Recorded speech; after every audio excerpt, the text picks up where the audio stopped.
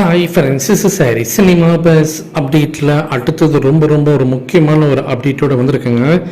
இப்போ தான் ஒரு பெரிய பஞ்சாயத்து கூலி படத்தோடைய ரிலீஸ் தேதியில் இருந்தால் அந்த ஒரு பஞ்சாயத்து ஹிந்தியில் ரிலீஸ் ஆக இருந்த War second part Hrithik Roshan junior NTR இணைந்து நடிக்கக்கூடிய இந்த படம் ஆகஸ்ட் 15 ரிலீஸ் ஆகும்னு சொல்லிட்டு ஏற்கனவே அவங்க அறிவிச்சிட்டாங்க.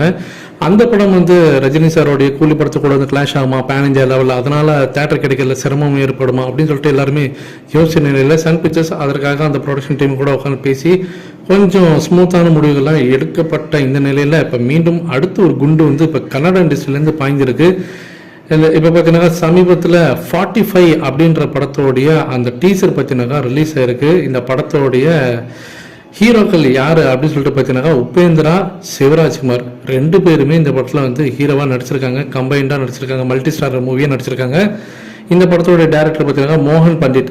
ஸோ இந்த படத்தோடைய பேர் பார்த்தீங்கன்னா 45. இந்த படம் ஆகஸ்ட் 15 வரும் அப்படின்னு சொல்லிட்டு நேற்றுக்கு அந்த டீசர் ரிலீஸ் ஆனதுலேயே அவங்க அஃபிஷியலாக அனௌன்ஸ்மெண்ட் பண்ணிட்டாங்க. இப்போ தான் ஒரு பஞ்சாயத்து முடிஞ்சு பாலிவுட்டில் பேன் இந்தியா லெவலில் படம் ரிலீஸ் ஆகிறதுக்கான எல்லா வேலைகளும் முடிச்சுட்டு ஓடிடியில் இந்த பிரச்சனையெல்லாம் முடிச்சுட்டு சன் பிக்சர்ஸ் கொஞ்சம் பெருமூச்சு விடுற இந்த நேரத்தில் கன்னட இண்டஸ்ட்ரியிலேருந்து இப்போ சிவராஜ்குமார், உபேந்திரா ரெண்டு பேரும் சேர்ந்து நடிக்கக்கூடிய படம் இப்போ ரிலீஸ் ஆக போது ஆகஸ்ட் 15. இப்போ சன் பிக்சர்ஸ் என்ன பண்ண போகிறாங்கன்னு தெரியல. சிவராஜ்குமார் ஆல்ரெடி பார்த்தீங்கன்னா ஜெயிலர் செகண்ட் பார்ட்டில் நடிக்க போகிறாரு. ஜெயிலர் படத்தில் நடித்தவர் ரஜினி சாரோடைய நெருங்கிய நண்பர், ஃபேமிலி ஃப்ரெண்டு. இன்னொரு ஹீரோ உபேந்திரா, அவரு தான் கூலி படத்தில் நடிச்சிருக்காரு. ஸோ அவரோட இன்னொரு படம் அதே தேதியில் வருமா அப்படின்னு கேட்டாக்கா அது ஒரு பெரிய சிரமமான ஒரு கேள்வி தான். இதுக்கப்புறம் சன் பிக்சர்ஸ் தான் முடிவு பண்ணணும். படத்தை ஆகஸ்ட் 15 ரிலீஸ் பண்ண போகிறாங்களா, கிளாஷுக்கு விட போகிறாங்களா, இல்லை முன்ன பின்ன ஏதாவது தள்ளி போகுமா, இல்லை இந்த படம் ஏதாவது தள்ளி போகுமான்னு தெரியல.